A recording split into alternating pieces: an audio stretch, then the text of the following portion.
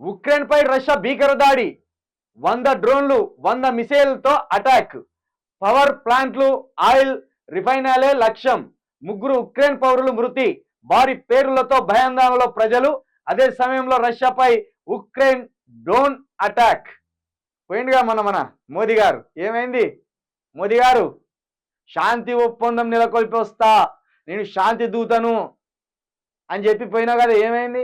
అయిపోయా, నీ పనితనం ఏడ బయటపడే. దేశంలోనే నీకు శాంతి నెలకొల్పరాదు, దేశంలో జరుగుతున్న దాడులనే ఆపరాదు, రెండు దేశాల మధ్య జరిగే యుద్ధాన్ని ఆపుతామని పోతావా నువ్వు? ఎవరిని నమ్మినావు? నువ్వు నమ్మించినావు.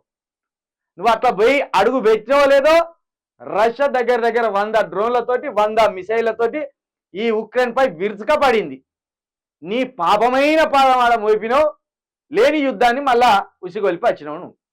నువ్వు ఎప్పుడైతే ఉక్రెయిన్ వైపు నిలబడ్డావని తెలిసిందో రష్యా, కథం మిసైళ్ళు 100 డ్రోన్లు ప్రయోగించే. ఇప్పుడు నువ్వై పెట్టిన పంచాయతీ ఇది. నువ్వోకపోయినా వాళ్ళు మాట్లాడుకుని ఏమైనా కలిసి ఉందిరో కొట్టుకుందిరో తెలియకపో, కానీ నువ్వు పోయినాకనే మొదటిసారి 100 డ్రోన్లు ఉపయోగించింది అక్కడ, మొదటిసారి 100 మిసైల్ లాగా ఉపయోగించింది అక్కడ. ఇక వాళ్ళు ఏం చేస్తాను, పవర్ ప్లాంట్లు ఎక్కడెక్కడ ఉన్నాయో ముందు చీకట్ల ఆ ప్రజలను చీకట్లోకి తేవాలి. కాబట్టి మొత్తం ఈ పవర్ ప్లాంట్ల పైన దాడులు, ఇక ఆయిల్ రిఫైనరీల పైన లక్ష్యాలు చేసుకున్నారు. ఏమైనా వణక తిన్నామంటే కూడా నూనెలు ఇవి లేకుండా వాటి మీద పడ్డారు. మా పాపం ముగ్గురు పవర్లు చచ్చిపోయాయి.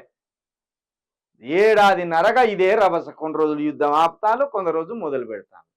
ఇటేమో రష్యా ఉక్రెయిన్కు మధ్య భీకరమైన యుద్ధం సాగుతాను, అటేమో ఇజ్రాయేల్కు ఇరాక్కు మధ్య భీకరమైన యుద్ధం సాగుతాను. ఇక్కడ అంటే ఈ రెండు క్రిస్టియన్ దేశాలే. ఒకటి ఈ రష్యా కొంత కమ్యూనిజం ఎక్కువ ఉన్నప్పటికీ అది క్రిస్టియన్ దేశమే. ఇక ఉక్రెయిన్ కూడా గట్లనే ఉంటుంది. ఏడు చూస్తే ఈ ఇరాకు అది ఇస్లాం దేశం, అటు ఇజ్రాయేలు అది జూడాయిజానికి సంబంధించిన దేశం. అక్కడ క్రిస్టియనిటీ తక్కువ, 2% ఉంటుంది. క్రీస్తుని విశ్వసించరు వాళ్ళు అబ్రహామును విశ్వసిస్తారు. వాళ్ళు ఓ విధంగా ఇజ్రాయెల్ క్రిస్టియన్ దేశం అనుకుంటారు, కాదు, జుడాయిజం. అది జుడాయిజం, అబ్రహామును విశ్వసిస్తారు వాళ్ళు.